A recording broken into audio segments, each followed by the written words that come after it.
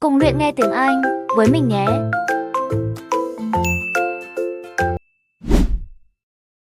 Track 1. Oh, there you are. Good. Sorry, I'm a bit late. There was a long queue. So, have you worked out how to deal with this assignment then? Not yet. We've only been here a couple of minutes ourselves. Can you just remind me what the task is exactly? Well, there are three parts to it. First, we've got to write an essay about ways of collecting data. Then... What's the title of the essay exactly? I've got it here. Assess the two main methods of collecting data in social science research. And how much do we need to write? 1,500 words. That's for the essay. Then for the second part of the assignment, we have to choose one method of data collection and carry out a small-scale study, making appropriate use of the method chosen to gather data from at least 5 subjects. And then we have to write a report on the study? That's right, of 3,000 to 4,000 words. Did you get as far as discussing which form of data collection we should go for? Questionnaire or interview, isn't it? Yeah, I think we should use a questionnaire. It'll be so much less time-consuming than organising interviews, I reckon. Once we've agreed on the wording of it, we only have to send it out and wait for the responses. Yes, I think it probably would be quicker. But what did that article he gave us last week say about the quality of data from questionnaires? I'm pretty sure it recommended questionnaires as a source of highly reliable data. As long as you design the questionnaire properly in the first place, the data will be fine. No, I'm sure it talked about drawbacks as well, didn't it? Something about the response rate and the problems you get if it's too low? Yeah, but we only need data from 5 subjects anyway. Oh, I suppose so. Another drawback I remember it mentioned was that questionnaire data tends not to reveal anything unexpected because it is limited to the questions fixed in advance by the researcher. Come on, Rosa, this is only a practice. It's not meant to be real research, is it? Well, not sure about that. Maybe I'd better go through the article again, just to be sure. Can you remember what it was called? Sample Surveys in Social Science Research, I think. By Mehta. Mehta? Yeah. And he also recommended a more recent book called Survey Research by Bell, I think. It's in that series published by London University. And if we try to use interviews instead, I saw a book in the departmental library that'll be helpful. It's called Interviews That Work by Wilson, published in Oxford in 1988. Right. Oh, I've got a tutorial now. Can we meet up again later this week? What about Friday morning? Suits me. 11 o'clock? Fine. Before Friday, I think we should all look through the reading list. Track 2. Hi, Tony. Thanks ever so much for coming. You know we've been asked to organise something for John's farewell. Yeah, sure. It's about time we started working out details. Exactly. We don't want to leave it so late that it's double the work. Right. Do you want me to take notes? Oh, that'd be great, thanks. Right. First thing is, when is the best time to hold it? Well, he leaves on the 24th of December. So what about the 22nd? Yeah, I think that's about right. We want it quite near the time, don't we? Sure. And what about a venue? In college? A hotel? I think a hotel will probably work out rather expensive. And I've been looking at the college dining room. That seems pretty reasonable. Fine. Yeah, why not? And then we ought to be thinking about invitations. Who mustn't we forget to invite? Well, obviously John and his wife. Oh, right. And the director. Uh-huh. The office staff. Yep. And all the teachers and all the students. Anyone else? Faculty heads? No, better draw the line. I don't think it's necessary. Yeah, you're right. I don't mind writing the invitations. When shall we get them out for? Enough time, but not too early. What about the 15th of December? Well, there are exams on the 16th. Better avoid them. 10th? Yeah, that should do it. So, what does that leave? Oh, yes, a present. Would you mind doing that? No, not at all. We usually go round with an envelope during coffee break, don't we? Yeah, coffee break's always the best time, because people have got their money handy. Yeah, exactly. Do we suggest an amount, or does it seem a bit unfair? No, I think people welcome it. We suggested $6 last time. Is that okay? Yeah, plenty, I would have thought, which should leave us with about $90. Have you any ideas for presents? Well, I've been having a little think. I thought, he loves music. Yeah, and books. So I thought I'd check on prices for, perhaps CD players? Yeah, that's a good idea. And also I thought maybe, a set of dictionaries. I heard him say he needed a good one. The other thing he was saying last week was that his computer printer had broken. No, I'd be really frightened about getting the wrong type. Okay, yeah. The other thing is something for the home. Jill suggested a coffee maker. Oh, yeah. I'll certainly find out what they cost. Okay. Have you got all that down? Yes. Now, we need to think a little more about the money. I know we've got a set amount from the social fund. Right. What does that cover? It's meant to cover the cost of the room. Yeah. And a certain amount for food. And also drinks? Oh, yeah, certainly. But will it be enough? What we've done in the past is to ask guests to bring some snacks. Right. We don't ask them to bring more drinks because we figure that should come from the social fund. Okay. Anything else for the guests to bring? Well, some music, because there'll be a tape deck there in the room, and we can have some dancing later on. Anything else? Well, it's just a thought, but a couple of years ago we had a really good party where we set up, some simple games. Yeah, great. Wasn't it based on photos from the students and teachers? That's right. So we should ask the guests to bring photos. Okay, I'll put it on the invitations. Now, the last thing is, who shall we ask to do the speech? Don't you think it might be nice to have one of the students? Well, then the student leader? Yeah, much better than the director giving speeches again. Okay, then I'll ask her. Lovely. So, is that all? It looks like it. Great. Oh, thanks ever so much. Track 3. Tet, or the Vietnamese Lunar New Year, is the most important celebration in Vietnam. It usually takes place in late January or early February, depending on the lunar calendar. For many Vietnamese, Tet is not just a holiday. It's a time to return home, reunite with family, and honor our ancestors. People clean their homes to sweep away bad luck and welcome a fresh, lucky new year. In the days leading up to Tet, the atmosphere becomes festive and colorful. Streets are decorated with red banners and traditional ornaments. Flowers play an important role. In the north, families display pink peach blossoms, hoa jiao, as a symbol of renewal and vitality. In the south, yellow apricot flowers, hoa mai, represent prosperity and joy. Food is another important part of Tet. In the north, people make bánh chung, a square, sticky rice cake filled with mung beans and pork, wrapped in green dong leaves. It symbolizes the earth. In the south, the equivalent is bánh tét, a cylindrical version, often with sweet or savory fillings. These traditional cakes are made as family members gather, cook, and talk through the night.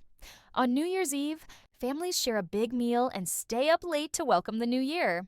When midnight comes, the sky is filled with fireworks and the sound of drums and laughter.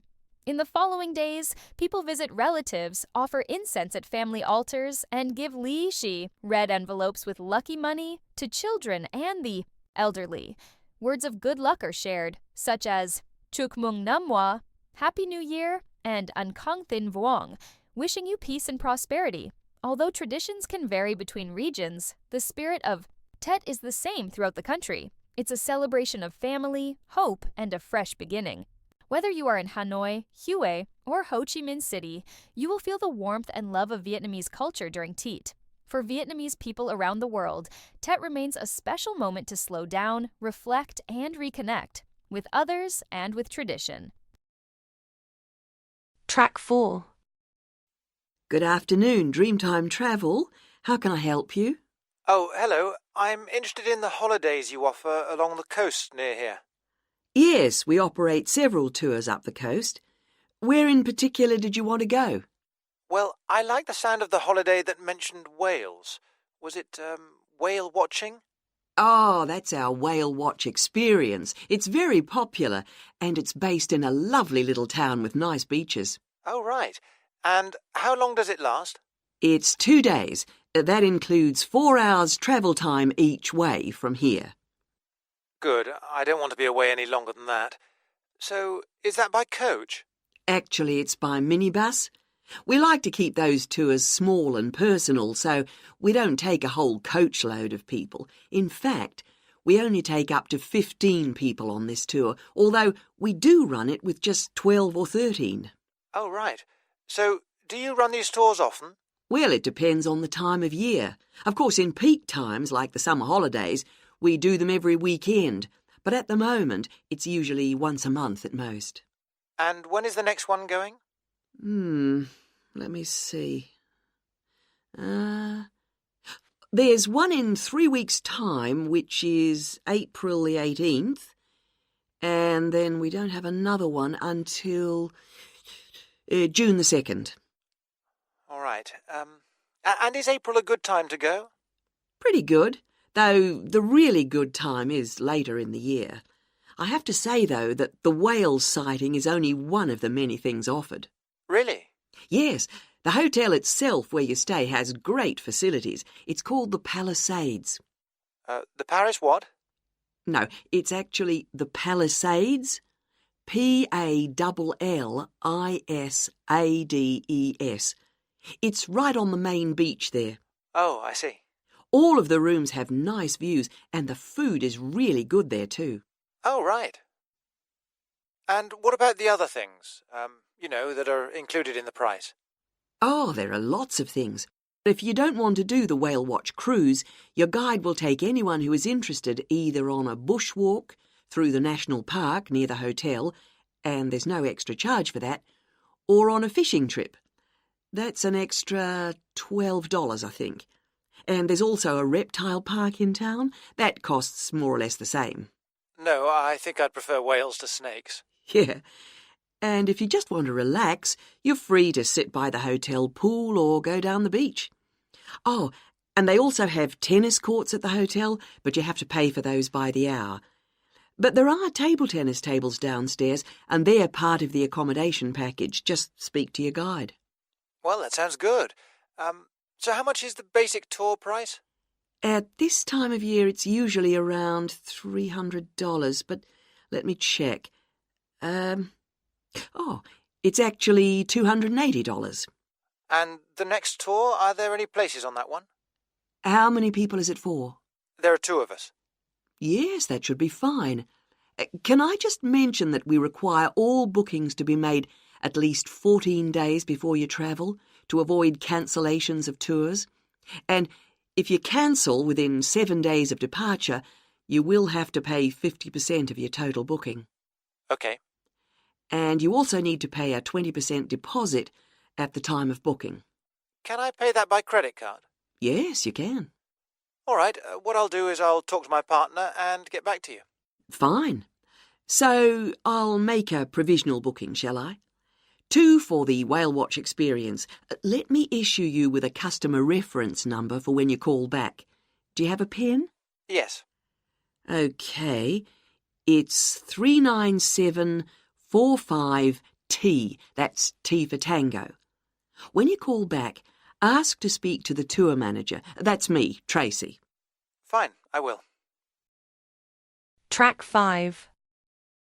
Resilience is the quiet, unyielding force that enables individuals to rise above adversity, transforming life's challenges into opportunities for growth and renewal. It is not the absence of hardship, but the courage to push through it. The capacity to bend without breaking, and the ability to find meaning amid chaos. Rooted in a blend of biological instincts, psychological strength, and social support, resilience is what allows a single mother to rebuild her life after loss, a community to recover from natural disaster, or an individual to find purpose after trauma. This essay explores the essence of resilience, its manifestations across human experience, and the ways it empowers us to overcome obstacles, drawing on examples from history, science, and personal stories to illuminate its transformative power. Its core, resilience, is an expression of life's will, a fundamental drive to persist and adapt in the face of adversity. Biologically, it is evident in the body's ability to heal wounds, fight infections, or adapt to stress through mechanisms like the release of cortisol or the plasticity of the brain. Psychologically, resilience manifests as the capacity to reframe setbacks, maintain hope, and cultivate a sense of agency. Studies in neuroscience, such as those by Dr. Dennis Charney, highlight how resilient individuals often exhibit traits like optimism, emotional regulation, and a strong sense of purpose, which help them navigate crises. These traits are not fixed. They can be nurtured through practices like mindfulness, cognitive reframing, and building social connections, making resilience a dynamic skill rather than an innate gift. Historically, resilience has defined humanity's ability to endure and evolve. Consider the survivors of the Holocaust, like Viktor Frankl, whose book Man's Search for Meaning chronicles how finding purpose in suffering enabled him to withstand unimaginable horrors. Frankl's concept of logotherapy emphasizes that meaning is a cornerstone of resilience, allowing individuals to transcend their circumstances. Similarly, the rebuilding of cities like Hiroshima after World War II or New Orleans after Hurricane Katrina showcases collective resilience, communities uniting to restore what was lost, driven by shared hope and determination. These examples underscore that resilience is not just individual but communal, amplified by solidarity and collective action. Resilience also shines in everyday struggles, where ordinary people face extraordinary challenges. Take Malala Yousafzai, who, after surviving an assassination attempt by the Taliban at age 15, became a global advocate for girls' education. Her resilience stemmed not only from personal courage, but also from her unwavering belief in a cause greater than herself. Or consider the countless unnamed individuals who overcome personal tragedies, addiction, illness, or financial ruin by leaning on support networks, rediscovering their strengths, and taking incremental steps toward recovery. These stories reveal that resilience often involves small, deliberate acts, the choice to get out of bed, to seek help, or to try again after failure. Social support is a critical pillar of resilience. Research, such as that from the American Psychological Association, shows that strong relationships with family, friends, or community can buffer the effects of stress and trauma. In indigenous cultures, for example, resilience is often rooted in communal traditions, storytelling, and intergenerational wisdom, which provide a sense of belonging and continuity. During the COVID-19 pandemic, communities worldwide demonstrated this by organizing mutual aid networks, sharing resources, and supporting vulnerable neighbors. These acts of connection illustrate that resilience is not a solitary endeavor, but a tapestry woven from the threads of human interdependence. Yet resilience is not without its complexities.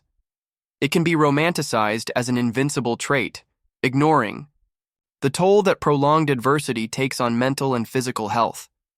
For some, the expectation to bounce back can feel like a burden, especially when systemic barriers, poverty, discrimination, or lack of access to resources compound. Personal struggles. True resilience, therefore, requires not just individual effort but societal change to address inequities that hinder recovery. Programs like trauma-informed care in schools or mental health initiatives in underserved communities show how resilience can be fostered by creating environments where people have the tools and opportunities to heal. The cultivation of resilience is also a deeply personal journey, shaped by mindset and practice. Cognitive behavioral techniques, such as reframing negative thoughts or practicing gratitude, can strengthen one's ability to cope with setbacks. Physical habits like exercise or adequate sleep bolster the body's capacity to handle stress. Spiritual practices, whether religious or secular, offer many a framework for finding meaning in suffering. For instance, the Buddhist concept of impermanence, accepting that all things pass, can help individuals navigate loss without being consumed by it. These tools, accessible to varying degrees, empower individuals to build resilience as a muscle, honed through intention and repetition. Resilience is not about erasing pain or pretending challenges don't exist.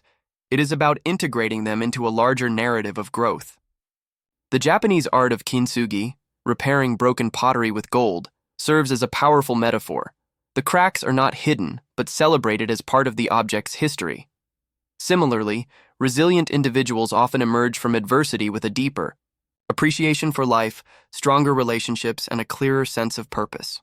Post-traumatic growth, a concept studied by psychologists like Richard Tedeschi, suggests that trauma can lead to positive transformation, such as greater empathy, creativity, or spiritual depth when paired with resilience. In a world marked by uncertainty, climate change, political division, personal and collective loss, resilience is more vital than ever. It is the force that enables us to face an unpredictable future with courage, to rebuild when structures fail, and to find light in the darkest moments. Yet, resilience is not a guarantee of success or happiness. It is a process, often messy, and non-linear, that requires patience and grace. It is the single parent who keeps going for their child, the activist who fights for change despite setbacks, the survivor who learns to laugh again. Each act of resilience, no matter how small, is a testament to the human spirit's capacity to endure and create anew. Ultimately, the power of resilience lies in its universality and adaptability. It is not reserved for the extraordinary, but available to all who choose to engage with life's challenges, however imperfectly. It is the will to plant a seed in barren soil, to reach for connection in isolation, to imagine a better tomorrow, despite today's pain. By embracing resilience, we honor the indomitable will of life itself, weaving our struggles into a tapestry of hope, meaning, and unbreakable strength. In overcoming life's challenges, we do not just survive, we thrive, affirming that even in our fragility, we are capable of extraordinary renewal. Track 6. Last summer, I had a wonderful holiday that I will never forget. After a long school year, I was excited to relax and enjoy my vacation. My family decided to take a trip to Da Nang, a beautiful coastal city in central Vietnam. It was the first time I had been there, so I was really looking forward to exploring a new place. We started our journey early in the morning. The weather was sunny and warm, perfect for traveling. We took a flight from Ho Chi Minh City to Da Nang, which only took about an hour and a half. When we arrived, we were amazed by the fresh air, clean streets, and friendly people. Everything was so different from the busy city life. Our hotel was near the beach, and we had a great view of the ocean from our room. The sound of the waves was relaxing, and the sea breeze felt cool on our faces. On the first day, we visited Mai Kay Beach. The sand was soft and white, and the water was clear and blue. My siblings and I swam in the sea and built sandcastles while my parents relaxed under the umbrella. The next day, we went to Ba Na Hills, a famous tourist destination in Da Nang. We took the cable car to the top of the mountain, and the view was incredible. We walked across the Golden Bridge, which is held by two giant stone hands. It felt like we were walking in the clouds. We also visited the French village and had lunch there. The food was delicious, and the architecture made us feel like we were in Europe. Another highlight of our trip was visiting Hoi An Ancient Town, which is about 30 kilometers from Da Nang. The old town was full of colorful lanterns and traditional houses. We took many pictures and enjoyed walking around the quiet streets. At night, we released paper lanterns into the river and made wishes. It was a peaceful and magical moment. During our trip, we also tried many local dishes. I loved the mi quang, a traditional noodle dish with pork, shrimp, and vegetables. We also had banh xio, a crispy pancake filled with meat and bean sprouts. The food in Da Nang was very tasty and different from what we usually eat at home. Besides sightseeing, we spent time together as a family. We talked, laughed, and shared stories. These simple moments made the trip even more special. Traveling gave us a chance to understand each other better and create happy memories. On the last day, we went to the market to buy some souvenirs. I bought a small lantern and a t-shirt with the picture of the Golden Bridge. We packed our bags and said goodbye to the city. I felt a little sad, but also grateful for the experience. This summer vacation helped me learn many new things. I discovered new places, met new people, and tried new food. I also improved my English by talking to tourists and reading signs in English. Traveling is not only fun, but also a great way to learn. In the future, I hope to travel more and visit other beautiful places in Vietnam and around the world. My trip to Da Nang will always be a sweet memory that I carry with me. It reminded me how important it is to take a break, explore new things, and spend time with the people we love. In conclusion, my summer holiday in Da Nang was one of the best experiences of my life. It gave me joy, knowledge, and unforgettable moments.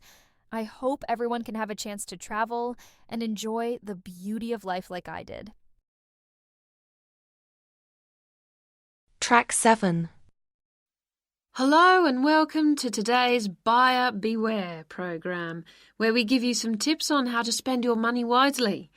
Now, in today's show, we're looking at beds for children and babies. Let's start by looking at baby cots. That's for children of up to 3 years old. We tested 3 different cots, all in the budget price range, and as usual, we will feature the good points, the problems, and our verdict. The first cot we looked at was by BabySafe, and it had several good points to recommend it. Our testers liked the fact that it had 4 wheels, so it was easy to move around. The only slight problems with this cot were that it had no brakes, but they didn't think that mattered too much.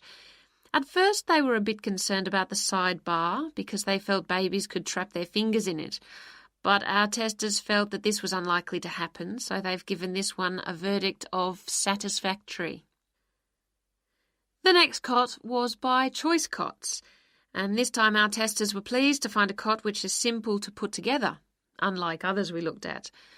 On the minus side, our testers did not like the fact that the side of the cot did not drop down, making it difficult to pick up newborn babies. However, the real problem with this cot was the space between the bars. Our testers found they were too wide and a baby could easily trap his head. We felt this was a real safety hazard, and so we've labelled this one dangerous, I'm afraid. And finally, better news for the Mother's Choice cot. This cot was slightly different in that although the sidebar did not drop down, the base could be raised or lowered into 2 different positions, making it safe as well as convenient. The negatives for this one were quite minor. The only niggle everyone had was the fact that it has no wheels, and the only other problem anyone could find was that there were pictures, which were simply stuck on and so could easily become detached. The makers have now promised to discontinue this practice. As this cot will then be safe in every way, we have made the Mother's Choice cot our best buy. Congratulations, Mother's Choice. So what features should you look for in a baby's cot? Well, obviously, safety is a very important factor, as well as comfort and convenience. We recommend that if you are buying a cot, do make sure that any metal present is not rusted or bent in any way. You should ensure your cot has only rounded or smooth edging without any sharp edges. This is especially important for wooden cots. And now, on to beds for toddlers. Track 8. Good morning. How can I help you? Good morning. I understand you help fix up students with host families. That's right. Are you interested in... Yes. Well, please sit down and I'll just take a few details. Thank you. Right. Now, what name is it? Jenny Chan. Can you spell that, please? Yes. JENNY CHAN. Right. And what is your present address? Seaview Guest House, 14 Hill Road. Okay. And do you know the phone number there? Yes, I have it here. 2237676. But I'm only there after about 7 p.m. So when would be the best time to catch you? I suppose between 9 and, 1:30, before I leave for the college. Great. And can I ask you your age? I've just had my 19th birthday. And how long would you want to stay with the host family? I'm planning on staying a year, but at the moment I'm definitely here for 4 months only. I have to get an extension to my permit. You're working on it? Mm. Fine. And what will be your occupation while you're in the UK? Studying English? And what would you say your level of English is? Good, I think. I'd like to say advanced, but my written work is below the level of my spoken, so I suppose it's intermediate. Certainly your spoken English is advanced. Anyway, which area do you think you would prefer? Well, I'm studying right in the centre, but I'd really like to live in the northwest. That shouldn't be a great problem. We usually have lots of families up there. And do you have any particular requirements for diet? Well, I'm nearly a vegetarian. Not quite. Shall I say you are? It's probably easier that way. That would be best. Anything about your actual room? I would prefer my own facilities. En suite, is that right? Mm-hmm. And also, if it's possible, a TV. And I'd also like the house to have a real garden, rather than just a yard. Somewhere I could sit and be peaceful. Is that all? Well, I'm really serious about improving my English, so I'd prefer to be the only guest, if that's possible. No other guests. Yes, you get more practice that way. Anyway, obviously, all this is partly dependent on how much you're willing to pay. What did you have in mind? I was thinking in terms of about £60 to £80 a week, but I'd go up to 100 if it was something special. Well, I don't think we'd have any problems finding something for you. Oh, good. And when would you want it for? I'd like to move in approximately 2 weeks. Let me see. It's the 10th today. So if we go for the Monday, it's the 23rd of March. Yes. Right. Good. And if I could ask one last question.